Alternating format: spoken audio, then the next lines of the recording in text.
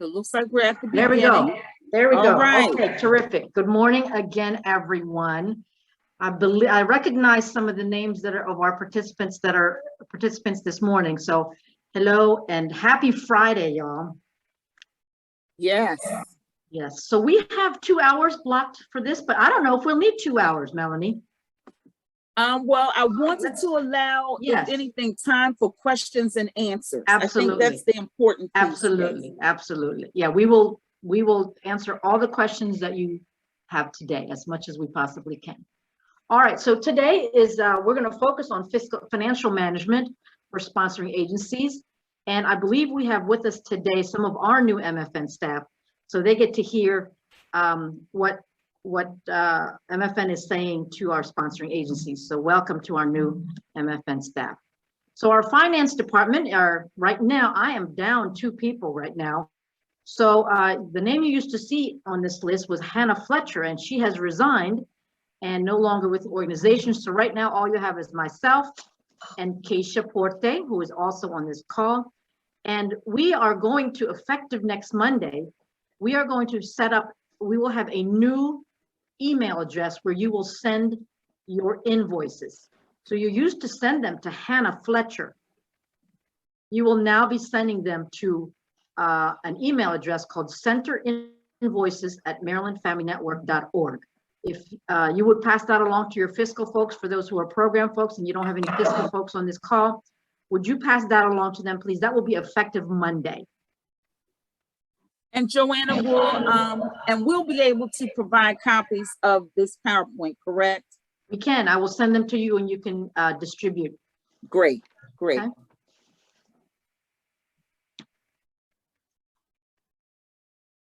All right. So this is the quick and dirty expectations of what we expect from the sponsoring agency with regard to fiscal management.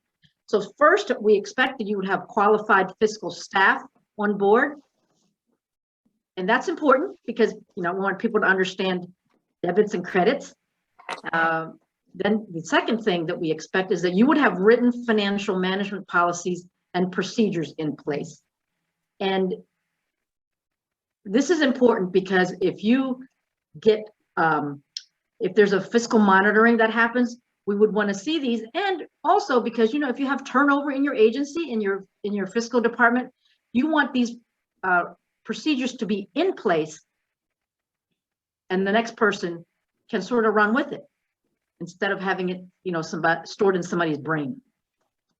The other thing is that we would expect that the sponsoring agency would be capable of preparing financial statements in proper reporting format for a nonprofit or government entity in conformance with GAAP, which is generally accepted accounting principles, I should say, in the United States, because there are different rules for international reporting. Fourth, we would we require, this is part of your contract, you have audited financial statements that are prepared annually by an independent auditor. And for those who have been with us for a very long time, this is nothing new. And if applicable, the sponsoring agency must have a compliance audit completed also by an independent auditor.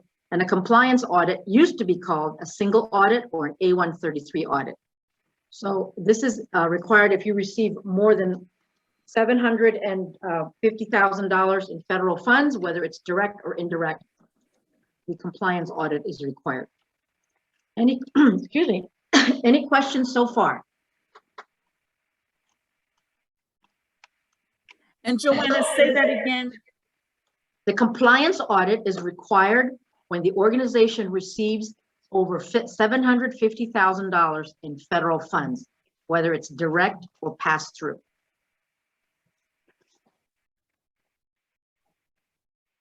And that used to be what was called a single audit. It's called a single audit or an A133. Okay. Compliance audit. Used to be called single audit or A133. Yeah. Johanna, that is for the entire agency not just the money that supports family support centers. Is that correct? That is correct. It is reported at the organizational level. Thank you. You're welcome. Shall I move on, or are there questions? Any additional questions? Nope. Okay. I see some head shaking. So, and of course, we would require you to comply with the funder's requirements. So if the funder says you need approval for any capital expenditures, then we would have to comply with that. And we would probably ask more details about, you know, what kind of things are you buying? All right. And each funder will be different. Okay. So for example, your indirect cost rate, and we'll talk about this more later, indirect cost rate may be a different amount for funder A and different for funder B. All right. You should all have in your file something called a services contract agreement. And the agreement exists between Maryland Family Network and the sponsoring agency. It is a, it's about a 13-page document, and we would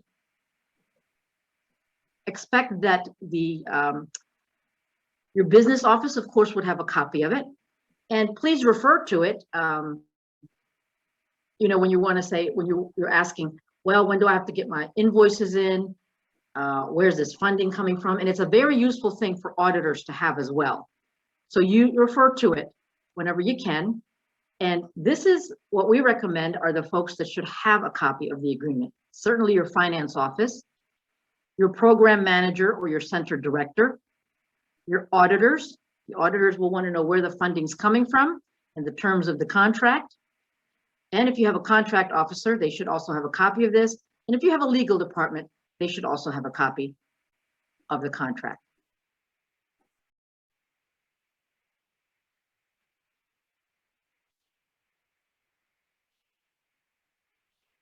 In the services contract agreement, there's a section on program standards and activities. So those are things you're going to do, and the standards that you will follow to provide those services. You will also see there the nature of our relationship. So Maryland Family Network is the grantee or direct grantee from Maryland, from MSDE, Maryland State Department of Education. And so we contract with the sponsoring agent. That's you guys, the sponsoring agency. And it is, I'll talk a little bit more about this as we discuss what an intermediary does for the network. All right. So because of this contractual agreement, the sponsoring agency is responsible for all the programmatic outcomes. Okay. It also talks about the laws and regulations that are that we are required to follow. It talks about how to handle disputes. Again, I'm not covering every section of the agreement, but these are the major ones. How to handle disputes, the record keeping expectations, how long do you keep them, what should be included, our insurance requirements. And for this, you show compliance by providing us a copy of your certificate of insurance. Reporting expectations, frequency, what kind of reporting is required. And finally, how to safeguard assets. And this isn't just how to safeguard physical assets like your chairs and your desk and your computers, but also data, safeguarding your data. Questions so far about what I've covered? I can't see the whole screen because I have this presentation up. So if you're talking and you're muted, Sheila, could you just point that out, please, so that we get all the questions in? All right, no questions. I'm going to move ahead. And you can also go to the reactions icon and hit raise hand if you have a question, if it's something you want to say. I can't see those. Okay. All right. Uh-oh, it's not moving. Got to get to the next. Moving to the next slide. Hold on here. All right. So the role of Maryland Family Network. Maryland Family Network is the intermediary for the statewide network of family support centers. We are the go-between. So if you have any questions, you come to us. If you have any technical assistance needs, you would come to us. So we, as the go-between, you wouldn't go directly to MSDE, you would come to us. We function as the middleman for the network. Part of our role is to be able to make sure that we provide training, technical assistance. It is our role to ensure quality assurance. It is our role to do monitoring. And one of our roles is also to inform the consumers. So whether it be legislators or whether it's the general public, parents, grandparents, schools, of the importance of family support centers and the work of the family support centers. Finally, we advocate on behalf of the network, and we advocate, that takes form in a couple of ways. It is advocacy, although not funded by MSDE, we advocate also at the state level, at the local level, to maintain our funding and to promote the work of the network.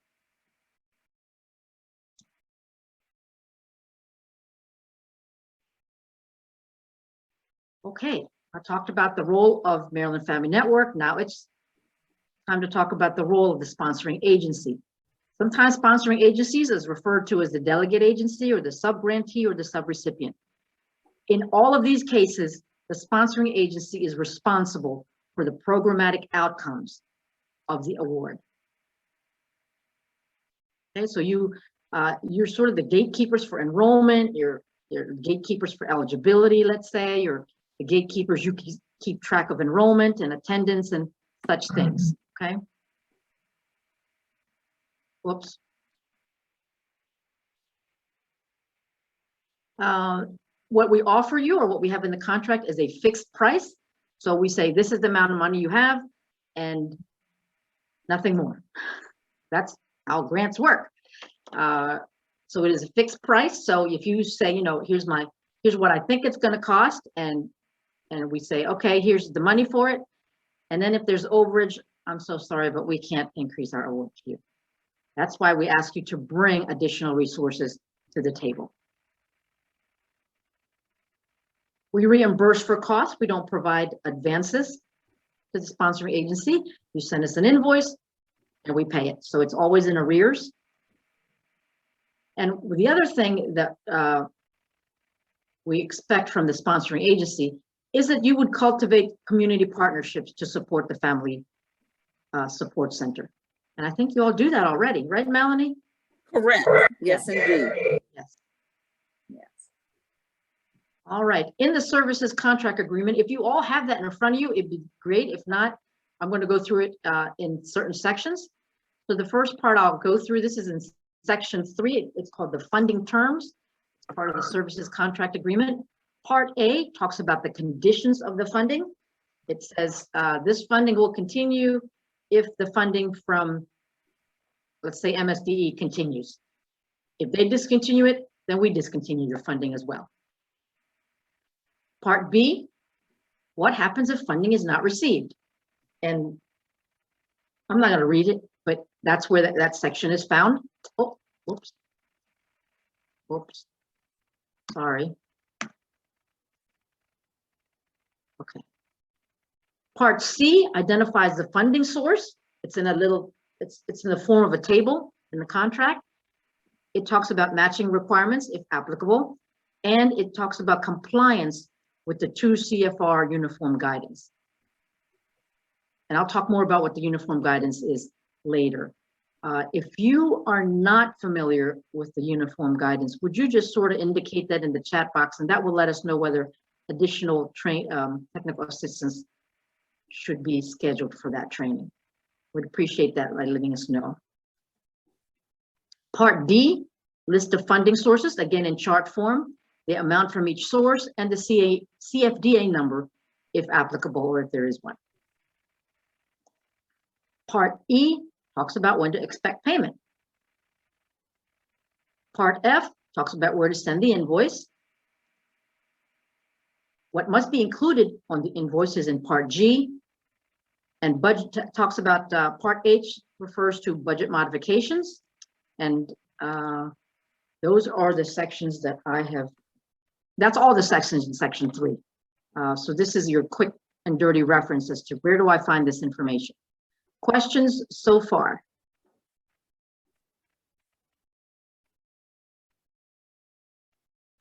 All right, I'm moving on. Okay, and if you have questions, if you want to put them in the chat, I will monitor the chat and I can state what the questions are. So feel free to do that. Great. All right, so budgets, let's talk about budgets next. Going forward, I don't know why. Okay. Budgets are supposed to reflect the programmatic objectives. So, as Melanie said, finance and program collaborate with each other, because if, let's say, that you will provide, adult basic education, then we would expect that there is someone who's doing that.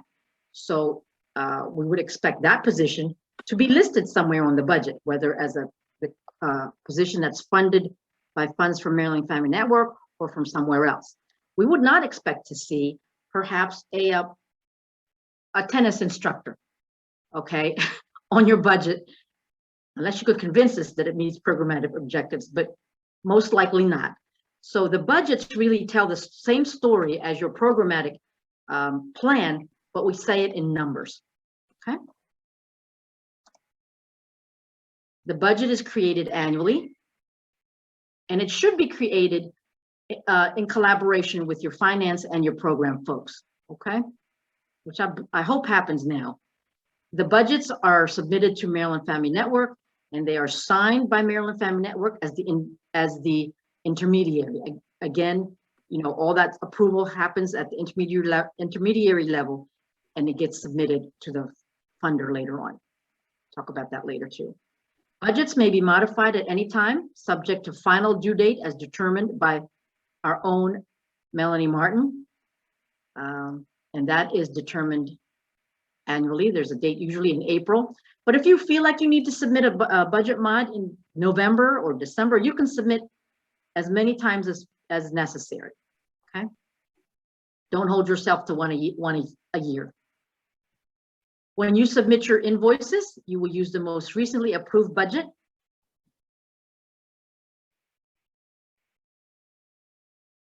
Well, let me back up. Any questions so far about what I've said about budgets? None. Nothing in the chat. Okay, great. Thank you, Melanie. Mm-hmm. Let's talk about budget modifications. They can be requested at any time, again, but no later than April 15. That is when we have to submit budget modifications to MSDE. So typically we ask for them a couple of weeks ahead of time, ahead of that date, okay? And you will submit them to your program consultant. The budgets are divided into major headings, such as salary and wages, supplies and materials, other charges, and equipment, or I can't remember them off the top of my head. So the variance is allowed at that level, at the major category or major heading, not at the budget lines underneath that, okay? I'm not gonna ask questions right now, but I'm gonna keep going, and then perhaps my next points will raise some questions for you. Budget mods are required when you are adding a new position to the budget that isn't currently included in the budget. A budget mod is required when you are adding new lines under the existing major heading. So under supplies and materials, if you have office supplies and classroom supplies, and then you want to add something else like maybe food, if food is not included in there, that requires a budget mod.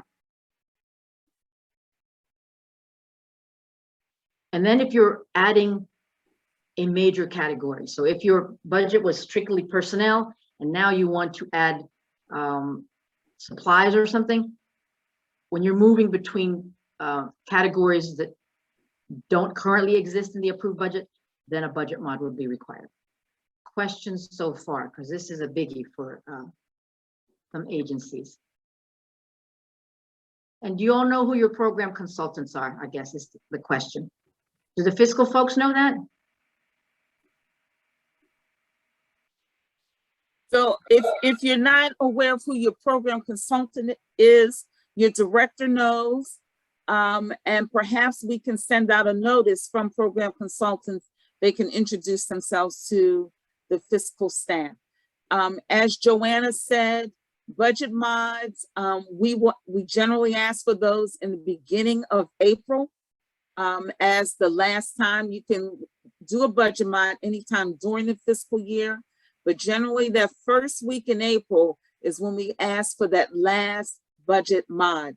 And the whole purpose of asking for it when we get down the road into that last quarter is to spend, for centers to spend all monies and not leave any monies on the table come June 30th. Any questions about this budget mod? I have a question. Go ahead. All right. So I just want to make sure I'm clear because this always trips me up. So if I'm doing a budget mod and I'm moving my monies from my salaries category into my program, whatever that category is, 15%. Okay, got it.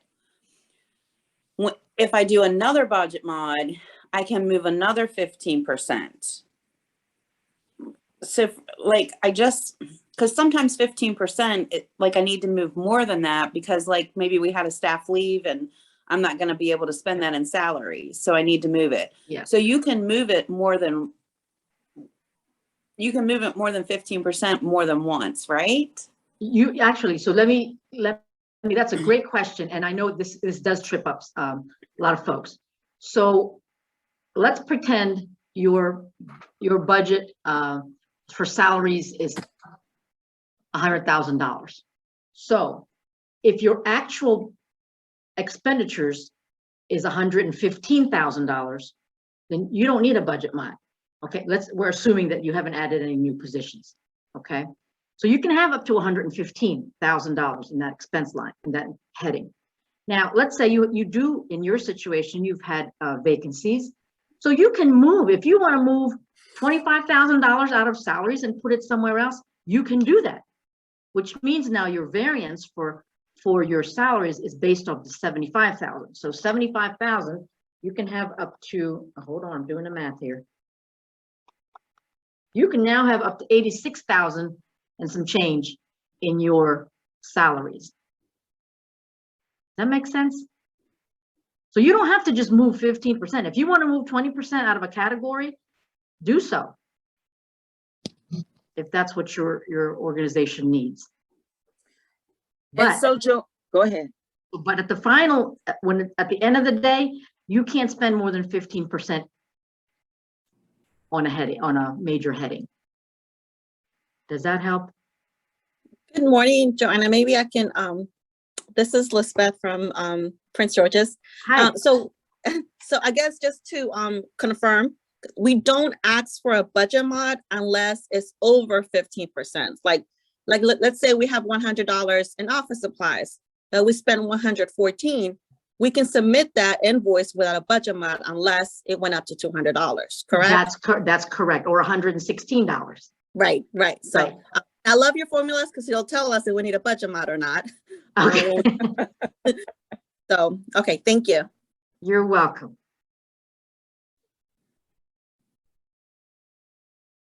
Did that help? Did that discussion help at all? All right.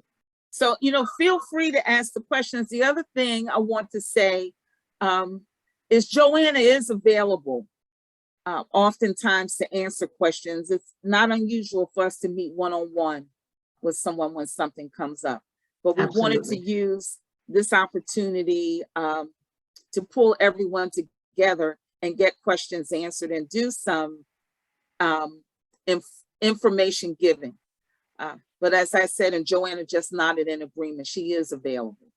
I am. And typically, even when you ask a fiscal question, if you send me a fiscal question, when I reply, I will typically, I try to remember at least, to include the program consultant and or Melanie, so that they know what's going on, and there's, you know, oh, this center raised this question.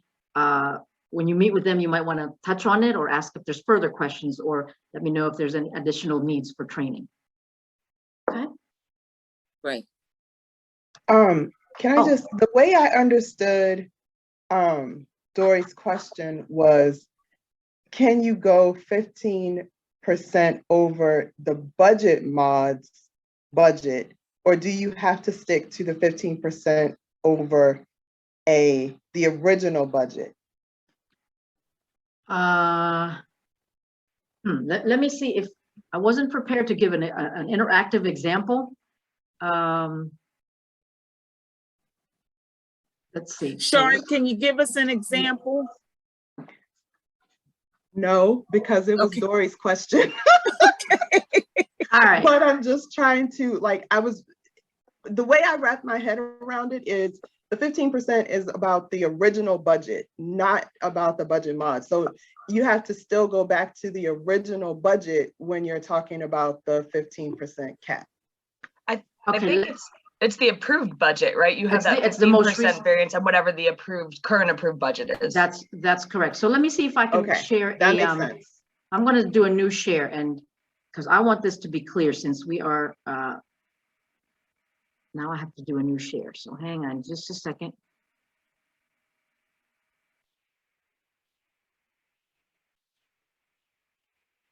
All right, can you all see an empty Excel spreadsheet? Yes. Okay, so let's just call it salaries and wages. And then we have office supplies here, or we could call it, I think it's supplies and materials. And then there's something called other, and then there's something else. Let's just stick to 3 right now, okay? So over here, you've got position A, person A, person B, person C. Okay, and you have wages here of 50,000, 50,000, I'm sorry, 40 and 30. All right, so your total here is,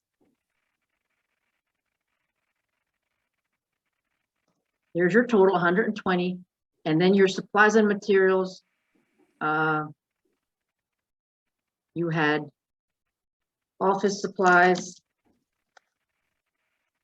classroom supplies, and over here you got 10, you got 5, and then there's a line here for food, and you have 0.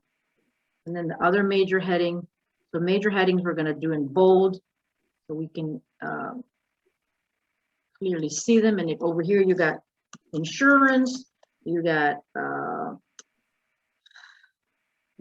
Equipment maintenance. yeah, your copier, et cetera, et cetera. Let's just pretend that's what that's there. Okay, that's 5,000, that's 4,000. And then you have a line here that's called van gas or something. Right, van expense. Yep, so that's another 2,000, all right? Or no, let's say you didn't include that in there. So this is your major heading total, right? Whoops. Here's your major heading total right there. You had 0 here. And total there, okay. So you can, 15% of that would be this times 115. That's your maximum. I did that wrong.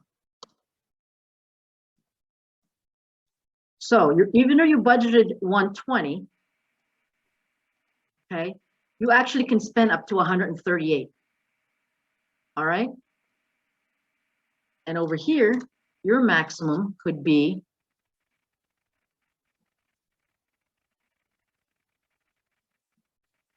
and then your maximum over here could be, oops. All right, now notice here, you didn't have any gas. So what you want to do then, if you want to do a budget mod and you say, okay, I want to take, I'm going to adjust this by $15,000 minus 15. And now I'm going to need it here. I'm going to add it here to 15. Or actually, I might give me some money for food. And this is now 13. Okay, oops. Ooh. So now your new totals are going to be this plus this, right? And now I have to move this over. And then your new totals are going to be, I'm just doing the quick and dirty here. It would be this, whoops. So your no adjustment there. The adjustment is going to be this total here.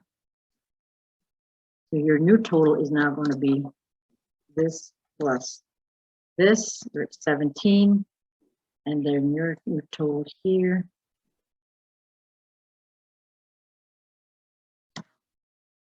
New total now becomes this plus this, right? So your original total here was this plus this plus this, and your new total is now going to be, well, let's show your adjustments. This plus this should be as net 0.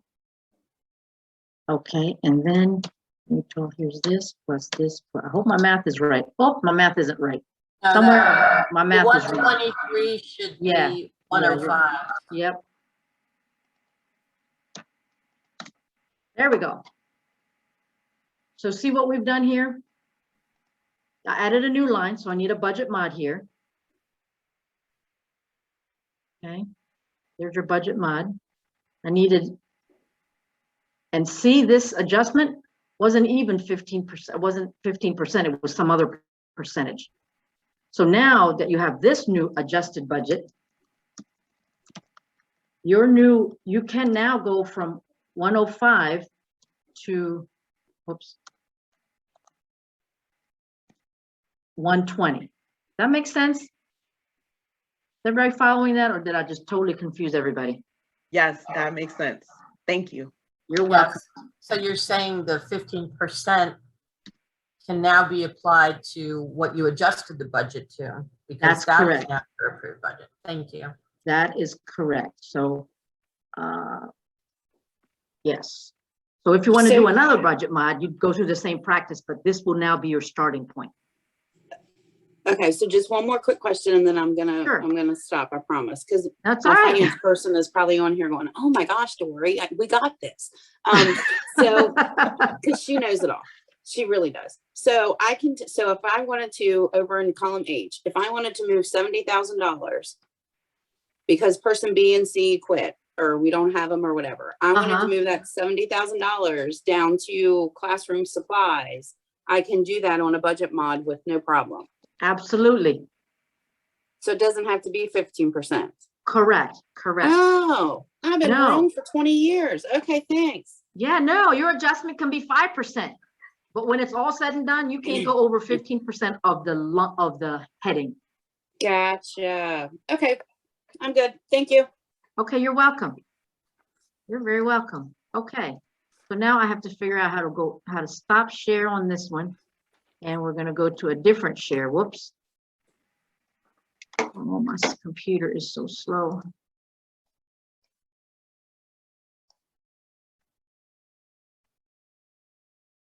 I'm sorry, I can't get out of this now. I can't get to my Zoom, y'all. Yikes. Can't get back to your PowerPoint. I can't get back to Zoom at all. So hold on, I can hear you, but I can't see you.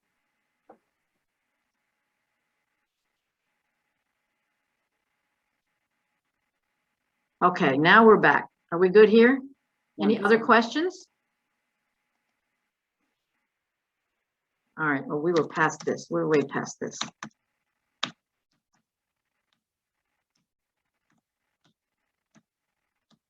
Any other questions about how to work with the budget, what your variances are and all that, budget mods?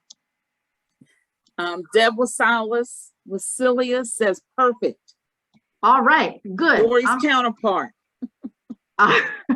Hey, Deb. All right, so we talked about budgets, and I don't know why this is now picking up where we left off. All right, so this is where we left off. How to do budget mods. We're good here? All right.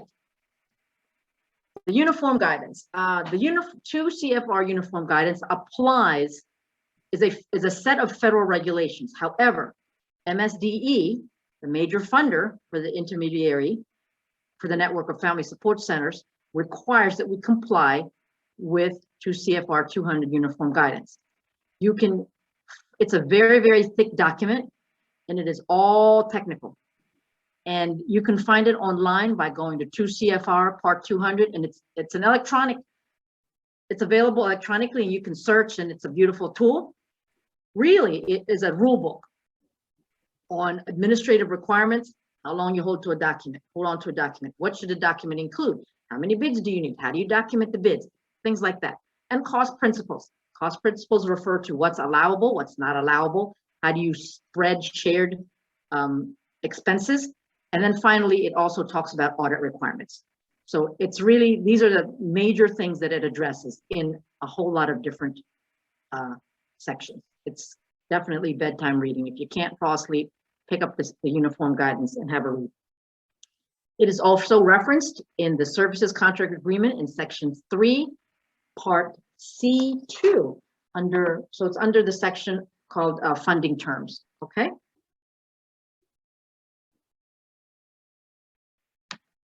Record keeping. These are the things that we expect and that usually turn in with your invoices. You all do this, so this should not be anything new. Timesheets,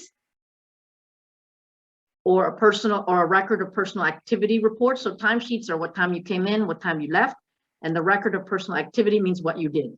So if you are a position that is shared amongst different grants, then we would expect your activity to report to have different lines. You know, if you did part of your time working on the family support network, you would show that, and then the rest of your time would be would show a different activity.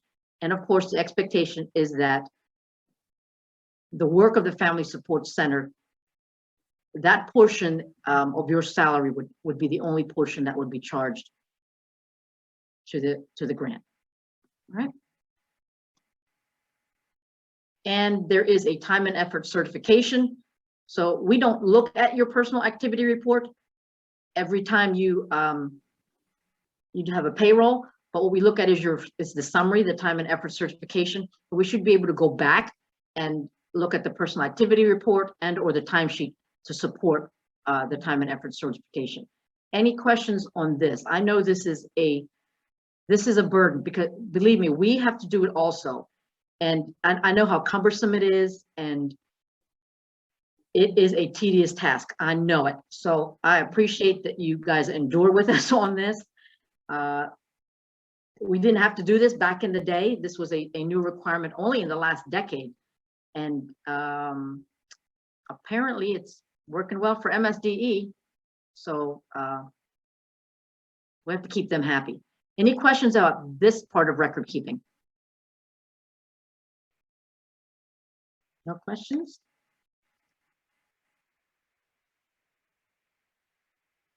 Okay, so now, whoops. And your time and effort certifications actually are seen by MSDE. Okay.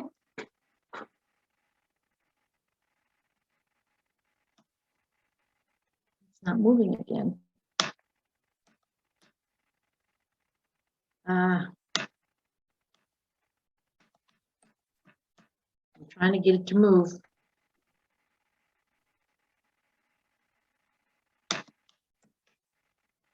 All right, I don't understand. There we go. Let me make sure I haven't missed anything. Yeah, okay. So now we're going to talk about reporting. Reporting is also referenced in your In the services contract agreement, invoicing is once a month. It's by the 15th of the following month. So an October invoice would be due by November 15th. It must include the time and effort certification, as I've already mentioned. And there is something called a C-125 quarterly reporting, and you will work with your program consultants on that. But there is a section there that talks about, that asks about how much you've spent through that period. So make sure that you get your fiscal folks involved in preparing this report. And that's a quarterly report. There's also another C-125, the final reporting, and you will also work with your program consultants about this. And there's also a section about how much money you've spent. So you will need some input from your finance department. Okay. So those quarterly reports are the ones that that are the interim reports that we send to MSDE.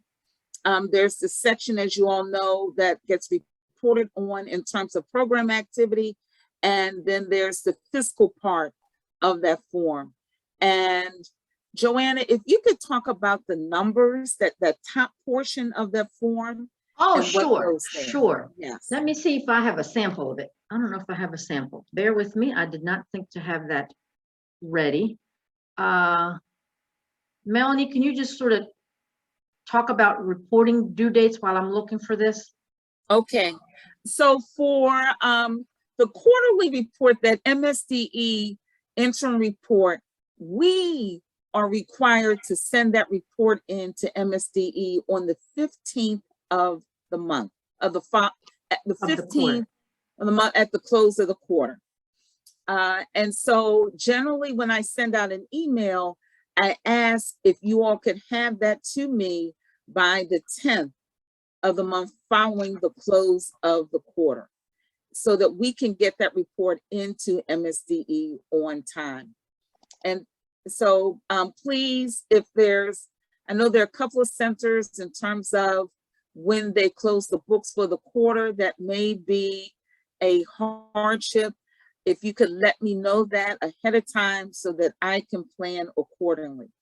But we would like your interim report, your interim MSDE report to me by the 10th of the month following the close of the quarter. Any questions in that regard? Does that present a problem for anyone?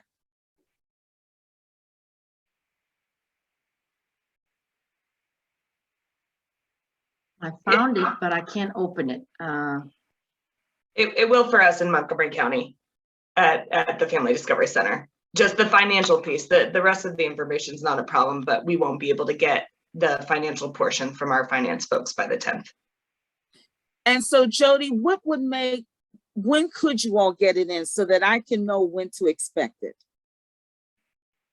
Honestly, even the 15th is a bit of a struggle because they have to close out everything, including payroll, and that's usually what holds things up. But I can talk to our folks and see if we can get it in by the 12th. Would that give you time? Okay. I'll try to do it that way. All right. Because what happens, I review those reports and I use those reports in terms of the part that I report on as to what has occurred in centers programmatically. And then once I do that, I forward that report to Joanna, who completes the fiscal piece for MFN. So it goes through several hands before we send it into MSDE. So that's why I'm requesting the 10th. So if as close as you can get to the 10th, as it would be great. Okay, and sure thing. And I was going to say, and we can talk offline. The other thing I think we could do, and sorry, don't kill me if I'm speaking out of turn. I think we could get all the programmatic information to you before then, by the 10th, without a problem. So if we needed to, we could send you that and then update it with the fiscal stuff so that Joanna has that. I don't want to delay the process if possible. Well, my preference would be that it comes in at one time on one form. So the programmatic piece and the financial piece go on the one document. So yeah. Sounds good.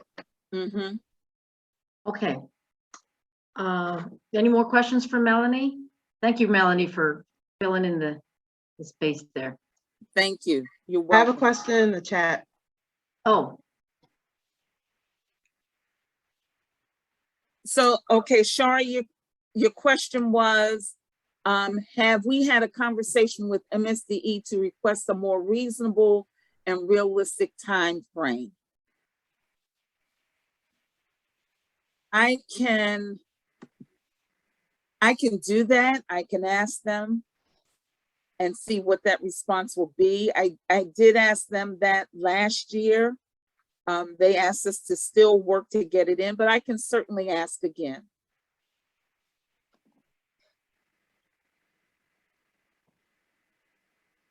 When we have the meetings with our MSDE rep, I forget what they're called. What are they called, Melanie? You know what I'm talking about? The program officer.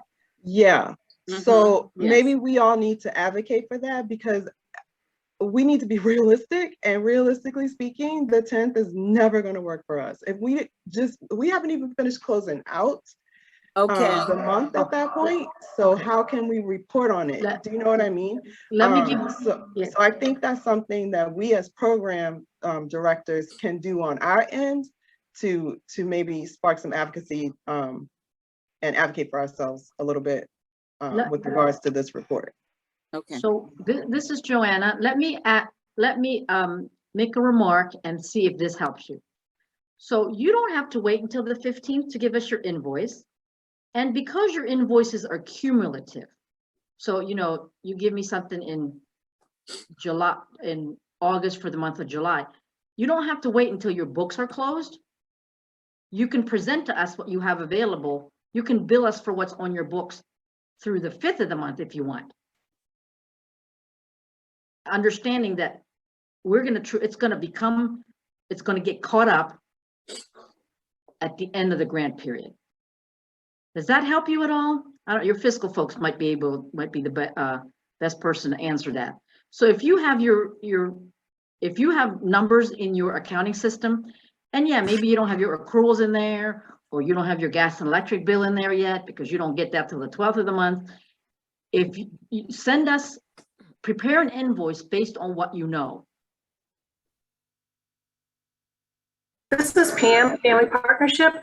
What we've done here, because they say that the 10th of the month for a quarterly report, we just don't have everything, but we reported on what we had the prior month. So June, you would have July and August on a quarterly report, but then the following month you would have the next 3 months. So you're 1 month shy, but it does match what has been invoiced on the 10th by that date. Correct. And then at the end of the fiscal year, then we do a catch up. So I'm not trying to get my numbers by the 10th of the month, because it's just, again, we're county at Frederick County.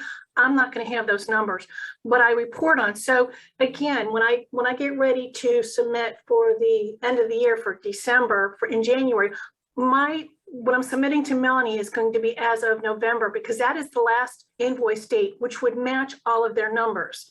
So again, it's kind of a sliding, but at the end of the fiscal year, we're going to be caught up because we know where we are. I don't know if that helps anybody or not, but that at one point was what we were instructed to do. And I have been following those instructions as far as submitting, because it does need to match what has been invoiced. Am I incorrect on that, Joanna? You are absolutely correct on that. That's why I said you don't have to wait till the 15th to give us your invoice. If you want to you are like, I got till June to make this, to true this up.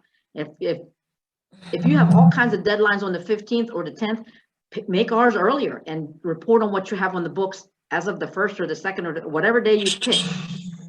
And as long as at the end of the year, we're matching, your GL matches what you report to us, and we're good to go. Because at the end of the year, you actually have more time to complete this rather than, 15 days later. I believe, what's the time? I think it's 45 or 60 days, right, Melanie?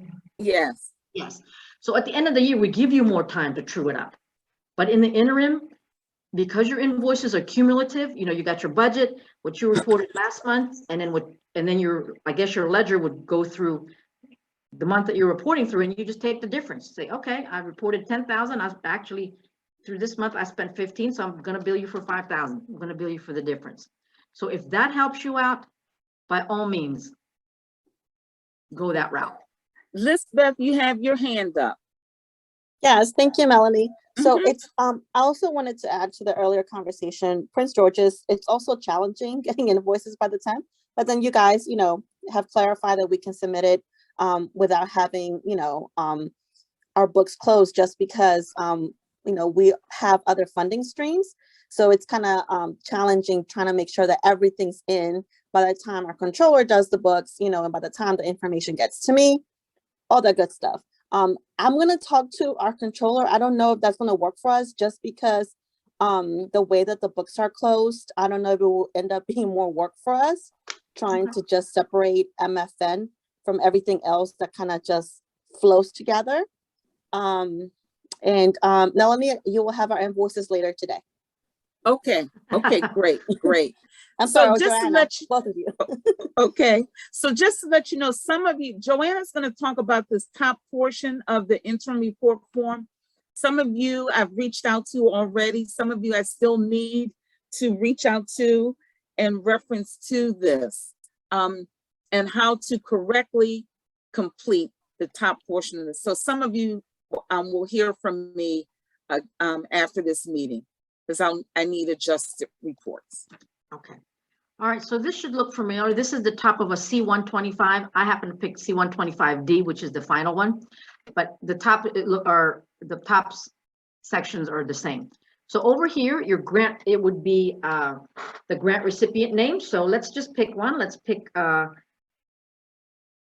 Prince George's County Child Care Resource Center. So the name, this is the name of the organization. The grant number, this is your grant number, not Maryland Family Network grant number. So if your grant number for this particular award is number 589, then that's what you put here. So it's the number, so it's, look over here, it's the grant, or the recipient's grant number. This is the recipient's name. This is the recipient's grant number. This is the recipient's project manager. And I don't know who it is. Let's just say it's This is the director's name. the director's name. So who is that? Natalie Howard. Mhm. Okay, Natalie Howard. So that will be her With name? a C. With a C. Coward, I'm so sorry. Mhm. Okay, I want to go back to the recipient grant number, because this is something that Joanna has drilled me on. It is a number that is generated or created by the sponsoring agency. It's not a number that's generated or created by MFN. It's one that's created by the sponsoring agency. So I just wanted to drive home that distinction. yes, and your fiscal people will know this. And then the grant period that you're reporting on, so it would be July 1, 2021 to whatever date, missed it, September 30th, 2021, okay?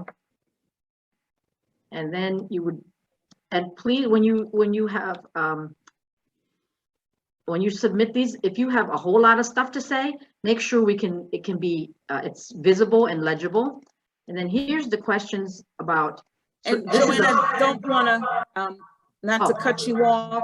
If you can't fit everything in section 1 or item 1 that you want to say, please attach a separate sheet and do it there. You can say see attached and then do your Number report 1, for yep. item number 1 there. Number 1, yep. Oftentimes what happens, the top of it gets cut off or the bottom of it gets cut off and it's not legible. And these reports, Right.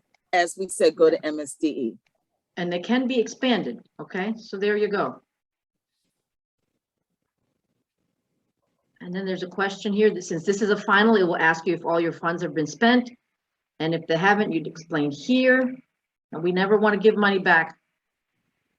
Okay, so this is the final, so it only has 3 questions.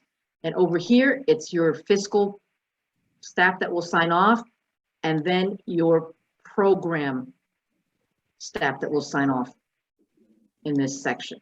What we wanted to draw your attention to, though, was these sections up here.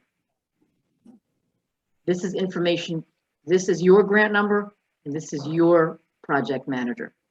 Not the project manager at MSDE, not your project manager here. not your program consultant here. These are all, it's the recipient. It's you, and you. Question? Joanne, I know this, we don't have the 125C up. Can you talk about monies when you're spending monies from a previous fiscal year and overlapping with the current fiscal year? Yes. Okay. Yes. So let me see if I can pull that document up. Okay. C-125.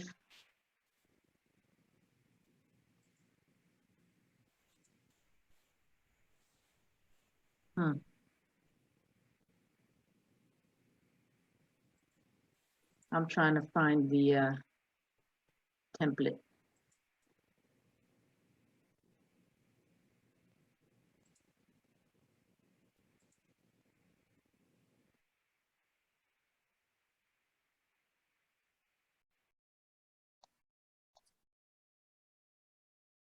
All right, so now I have to share a different screen. Share screen, here we go again.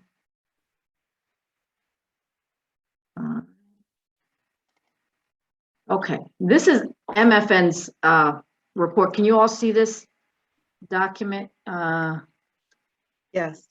Okay, so this should look very familiar to you, except that we have a few more boxes to fill out.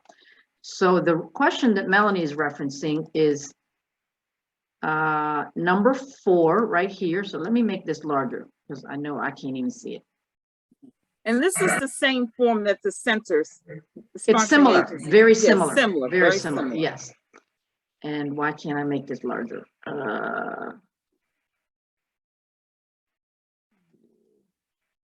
Let's make it larger. Okay, so here we go. Question number 4, how much of the budget is expended to date? So if you are reporting through September 30, we would expect that the number in here is through September 30. Now, if you have overlapping periods, which may happen from time to time, you may include, let me see where to include that. You may include that in here or in either place, either 3 or 5, by saying, okay, MFN, let's see, FY21, FY21 award equals 100,000. As of 9/30, oops, I'm doing this too fast. 9/30,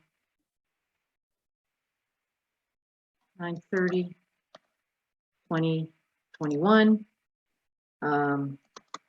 You know, 57,000 has been expended. FY22 award equals 75,000. As of 9/30/21, nothing has been expended. Okay, and then you'll make a note that FY21, the FY21 award will be expended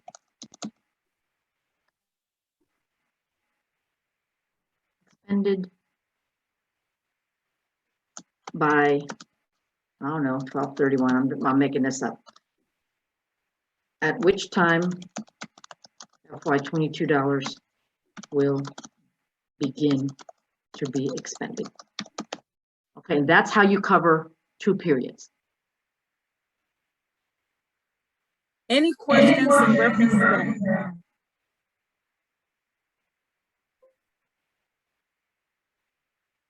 I know some people that has applied to. I don't know why I have an echo.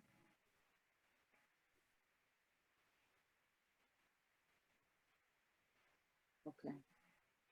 No questions? And then here, this is self-explanatory. Will you spend all the money? We hope you'll answer yes. And Melanie, is there anything else you wanted me to cover on this document? Let's see. Make sure that you fill in every item, that you answer every question. Don't leave it up to assumption. And then again, if the text is too long, you can, expand this and say more. Make sure that when you sign it, you can read, when you attach your signature to it, affix your signature, make sure that all sections are legible. And if you want to come to the signature place, Go down, okay? yes. Okay. Well, this is our form, so theirs is going to be, recipients, finance official and recipients. Right. Yeah. So that'll then be we the have- director and the finance person. Yep. So please make sure the correct persons are signing in those places. And I'm not trying to insult anyone's intelligence or anything, so forgive me. That's not my intention. Sometimes the forms come back without the correct signatures and we have to send them back because of course they go to MSDE.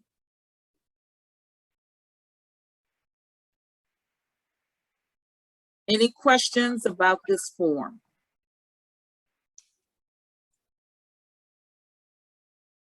Okay. I'm going to move on. I'm going to close it. I'm not going to save it. Okay. All right, great. All right. So now I have to share the rest of, let's see, share screen.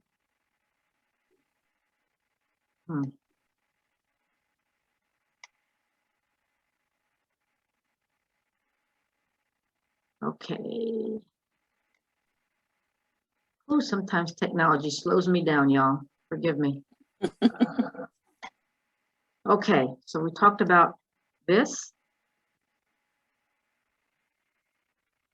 There's a report due at the end of the year called an equipment purchases report, and where you would list equipment purchases over, what's the amount? I believe it is, I can never remember, was it 5,000 or 500? I cannot remember.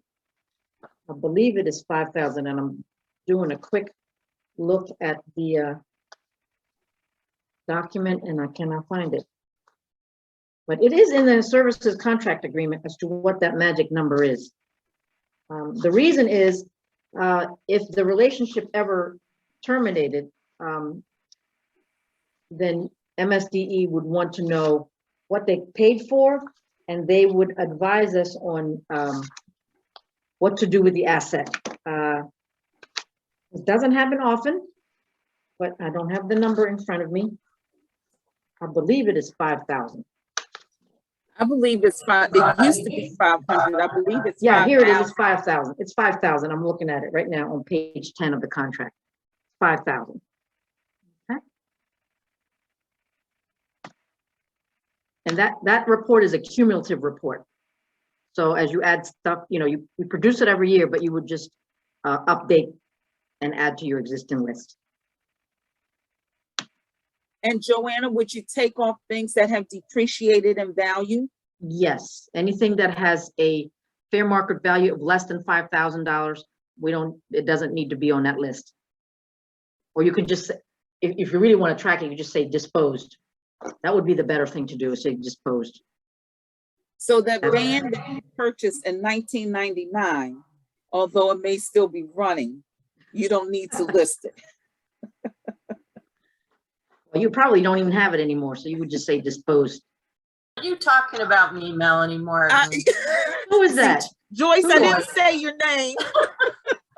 We got rid of that van. Okay. You could probably get money for it today, though, if you had low mileage. No. Okay. All right.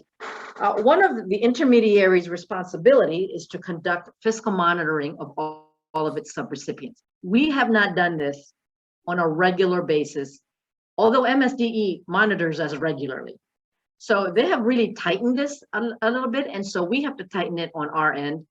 And actually, throughout all my years at Maryland Family Network, the finance department of Maryland Family Network has done the fiscal monitoring. So we ask you for documents, we do this, we do that. And then sometimes we come to your facility and sit with your fiscal folks and your program person. And we would examine your records, et cetera, and spend a little bit more time doing a desk review. Now, because you all submit time and effort, and because most of your money is spent on time and effort, we haven't had to do much of that, because if you have a $300,000 budget and you spend $250,000 on salary, and you're reporting that to us through your time and effort, then I'm not going to spend a whole lot of time on your office supplies, okay? Because that's not where, if anything's going to go wrong, it's going to go wrong in your big ticket items. So what we do, let me sort of describe the process to you. We conduct an assessment of the risk. And part of that assessment might be, do we get your invoices on time? If we ask for a document, does it take 6 months to get it? Do you have a lot of turnover in your finance department? Are there a lot of mistakes on your invoices? Or sometimes maybe the program consultant might come to finance and say, hey, they, I don't know, they got hacked and they couldn't record any transactions for 6 months. And so that would be part of our assessment of the intensity of our fiscal monitoring. So I'm going to stop there because that's a lot to say on something that's big. Any questions on that so far? All right.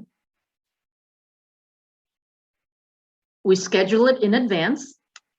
So we let you know, say, hey, we're going to do this, and it really should not be a big deal to you, because if you're giving us your time and effort, we would just go back and say this, show us we would pick a couple of pay periods during the award period and say, could you please send us the timesheets that are associated with what you reported on your time and effort? And we would expect that we could go back to it and say, oh, okay, that makes sense. Joy Smith was charged to the grant. Let me see her timesheet. And in fact, she charged 50% of her time. So we would expect that 50% of her salary would show up on this invoice. So that's the kind of fiscal monitoring we do. So fiscal monitoring happens every month, actually, when you turn in your invoices. And it happens when we talk to you, say, we talked with so-and-so and they said that they needed help with this. And so we help them with that. That's part of fiscal monitoring. That's part of our job of making sure that you're strengthening your fiscal management system. It may be conducted virtually, which it probably will because of the restrictions and limited staff that we have, both at your end and our end. And then it definitely requires the participation of fiscal and program personnel, because there might be something on the books that says, we bought, I don't know, we paid $5,000 for new brakes on a van. And the program person would say, yes, we had an accident with the van. It was down for a while and it took a while to get parts. And we had to lease a van while that was happening. I'm making this up, all right? And we are committed for fiscal monitoring to occur in between January and April 2022. And actually I am looking into outsourcing that to a firm that will be able to conduct most of it virtually. So more information on that, but I wanted to at least give you a heads up that was going to happen. Okay. So if you get 3 different awards from us, it's just a single monitoring for all of those. We wouldn't come out 3 times and monitor each award separately, because let me tell you why, because we would ask to look at your written financial fiscal policies and procedures. And if you follow it for one grant, the assumption is you follow it for all your grants. If you require 2 signatures on a check, then that 2 signatures is required for whether the funds are funded out of CB-CAP funds or whether they're funded out of MSDE money, okay? Or EHS money or whatever money you get. Questions so far? And please know that fiscal monitoring is not we are out to get you. Okay, this is a partnership. We work with you and helping you address any gaps and give you some guidance on, well, you know, that I'm trying to think of an example. I need a stronger policy on invoice approval.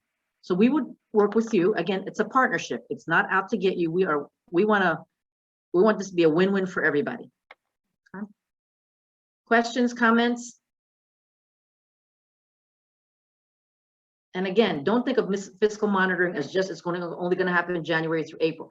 Monthly invoices, again, is a form of fiscal monitoring. When we talk to you, that's fiscal monitoring. When we do these trainings, that's part of fiscal monitoring as well. All right, I'm going to move on. Oh, that's it. That's the end. There you go. That's the end. Okay. Anyone have questions?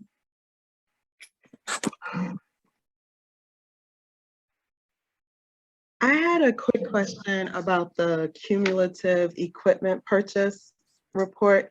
So that is for any one item, right? So if I were to go out and purchase 10 laptops at $1,200 each, I don't have to put that on there because each individual item is less than 5,000. Is that how that works? That is correct. It is a unit Okay. cost of 5,000. If you bought 100 chairs and they only cost you $50 a piece, that doesn't appear on the equipment. It's a per unit cost. Correct. So even when you buy a computer that includes a monitor and keyboard, you would consider those as three separate items. Thank you so much. You're welcome. So if y'all get a $5,000 computer, let me know. I have a question. The part about the grant number, you said it's generated not by your company, it's generated by the grantee. But it's generated by the sponsoring agency, by you guys. Okay. By your office. Okay. Yep. So whatever grant number you assign to it is that's the number that would show up there. All right. Thank you. If it's two of them, then put two of them. If you have overlapping grants, then you can put two numbers in there. So what about if it's a continuation on the grant, you get it for a year and then we resubmit, do we use the same number or we change the number? Well, that's whatever you guys do on your side. If you continue to use the same number, then use it. If not, then whatever your new number is. Do most of you change numbers or do you continue using the same number? Maryland Family Network, go ahead. I was going to say I was kind of used to it being done both ways. Yeah. Sometimes the same number. I see it, as a matter of fact, on the government side being done both ways too, as well. Yeah. I think the challenge that when you have two overlapping grants, how do you keep track of one grant? You know, that maybe you got an extension through September, but then you also have one a different award that started July 1. So how do you make the delineation between the two sources? That's the challenge that I've had. Yeah. Yeah. Some people do it by just the date range. Okay. There's some people who said they use the same number. Pam Cree is saying the basic number is the same, but the last two numbers are the fiscal year. So that's how she's making the distinction. Yeah, it all depends on how your chart of accounts is set up. Great question. Additional questions?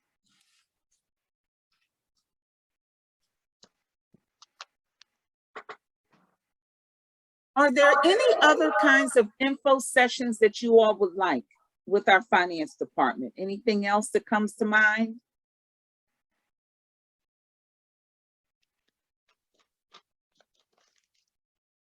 And if nothing comes to mind right now, you know where to find me. M. Martin at MarylandFamilyNetwork.org. But if there's ever a need for something else like this, let us know.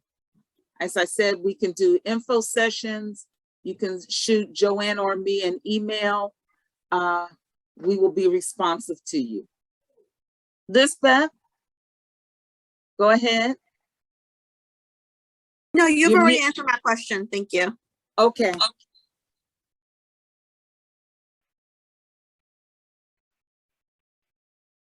All righty. If there aren't any other questions, we're giving you back 40 minutes to your day.